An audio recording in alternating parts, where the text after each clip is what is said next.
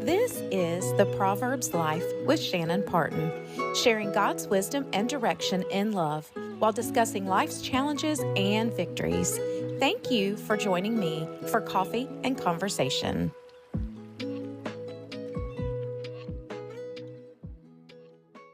Hey, my Proverbs Life family.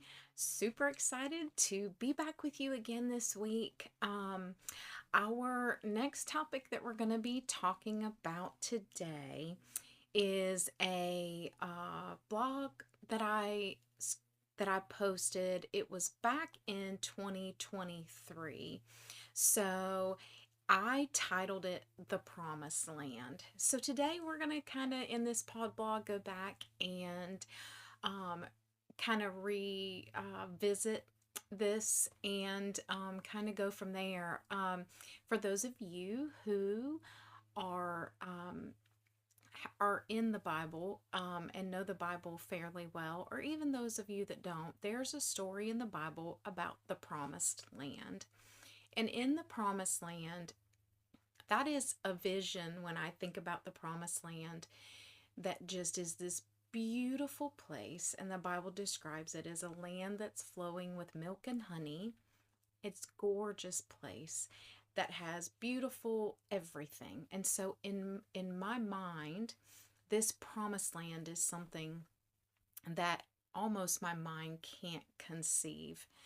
And with that being said, during what I walked through with Jason and his brain cancer battle, I looking back on this, I know that God brought all of this to me because he knew the battle that we were getting ready to face. So this blog post is going to talk about how back in 2020, I really felt like the Lord kept telling me that I was getting ready to walk into my promised land. And for those of you who know me, or those of you who have read my book, you'll know that I've been through a lot. And so I'm thinking to myself, this promised land is going to be flowing with milk and honey. It's going to be this beautiful space that I'm going to be able to occupy here on earth. And I kind of set myself up for a little bit of defeat, in a sense that I've since realized that since I wrote this blog that, honestly, our promised land is heaven.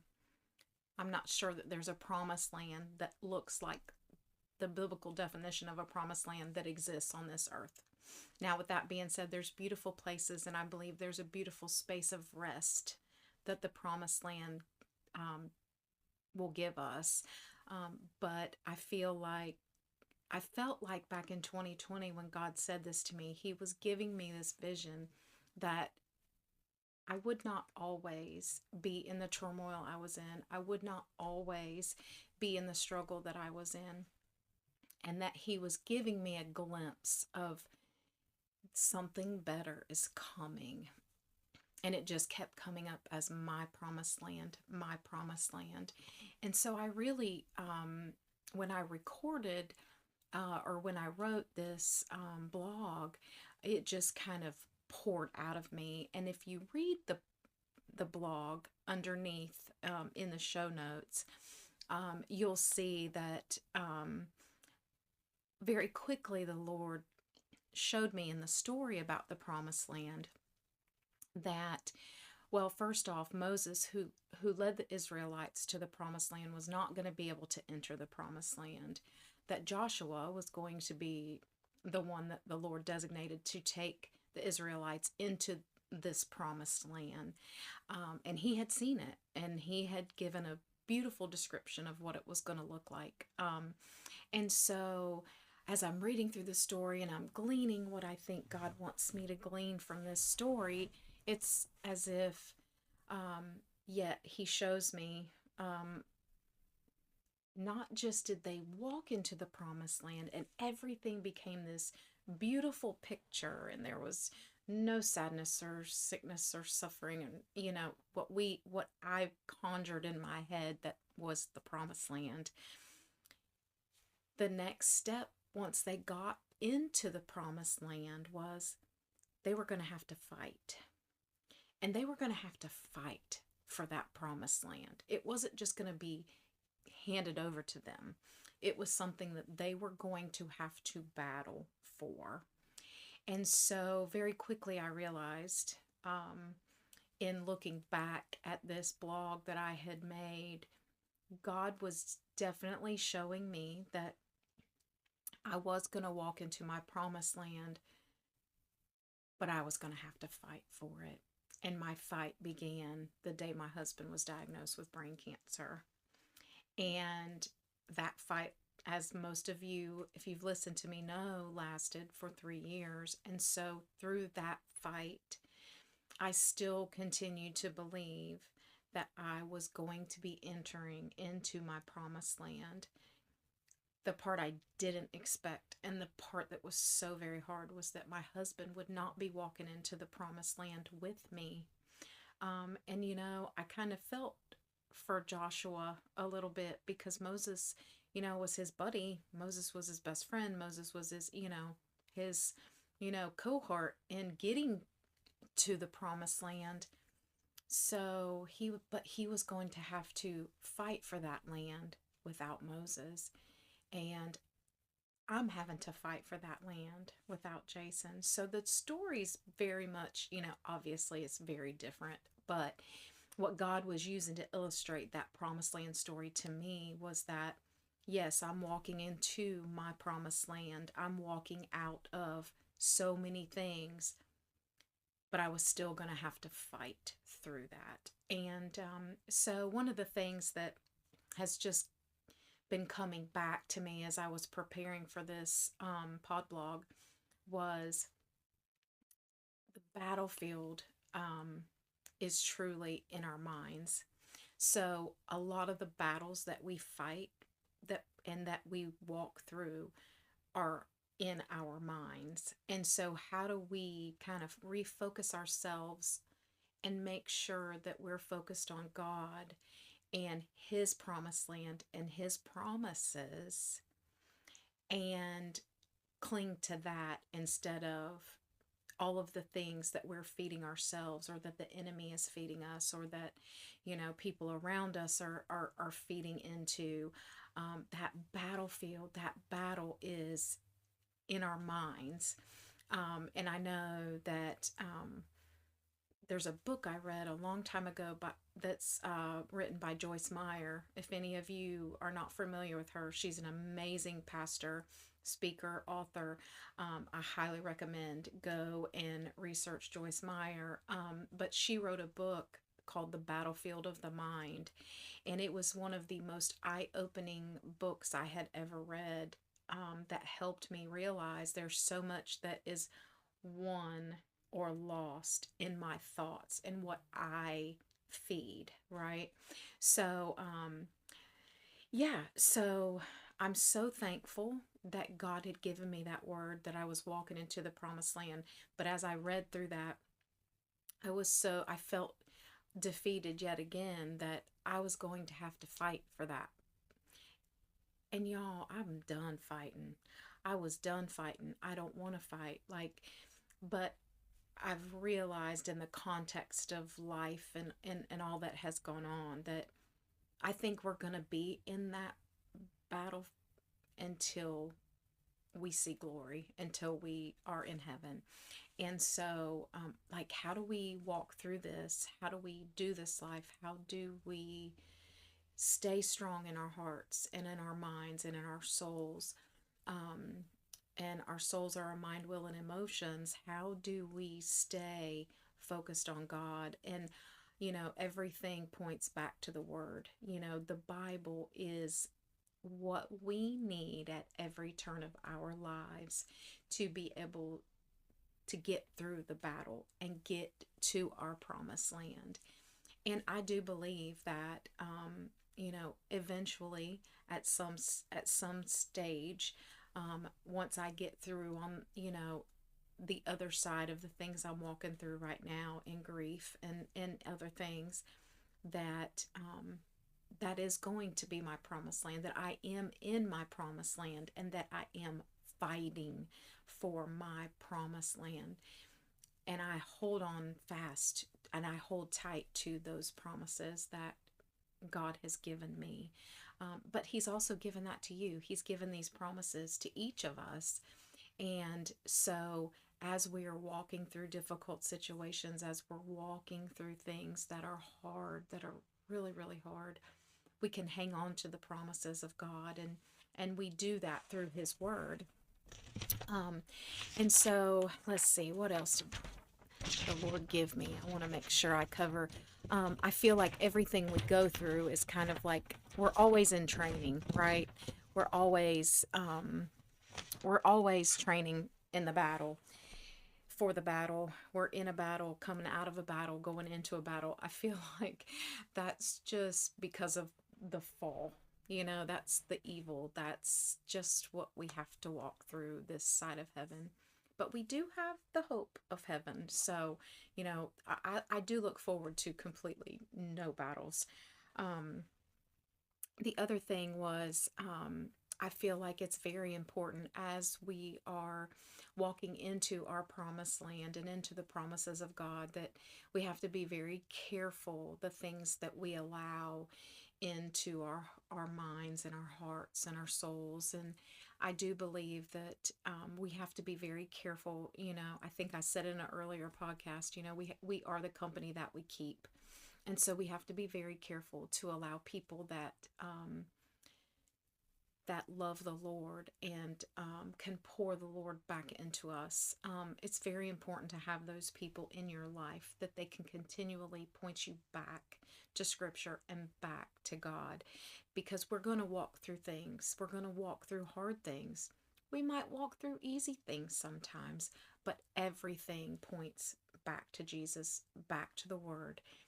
And we have to have those friends that can do that for us, that they can speak the truth in love, that will listen to them, and that we will glean the wisdom that they're trying to pour into us. And I think sometimes that can be a little bit difficult from time to time, because the truth and God's truth is not always something that's easy to take in. The other thing that I think is very important is to remember that um, you is very cliche, and I'm sure you've probably heard a pastor or maybe even your own pastor say, but out of the heart the mouth speaks. So if you're speaking life, if you're speaking death, if you're speaking, negative things, if you're speaking positive things to your spouse, to the people around you, to your children, that's what's most prevalent in your heart. So if your mouth is speaking things that aren't good, really examine your heart and surrender that stuff to the Lord, and He will help you be a better version of yourself. We're all a work in progress. None of us will arrive until we get to heaven, but we can try to do better each and every day.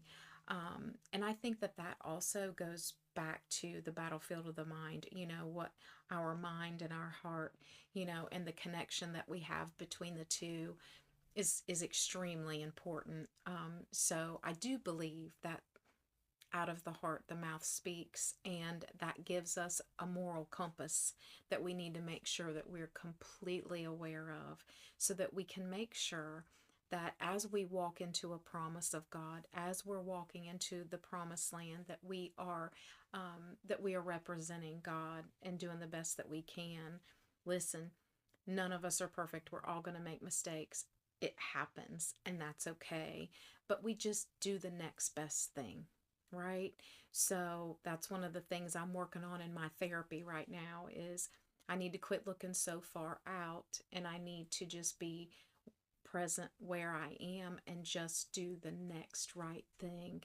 So if you're in a deep season of grief, or if you're in if your marriage is struggling, if you have a wayward child, if you have defiant children, if you're just walking through something hard, just be reassured, take comfort, and just know that we're going to walk through those seasons, but be very careful that you don't let your tongue take control. It's the strongest muscle in your body, and it can really help you or hurt you.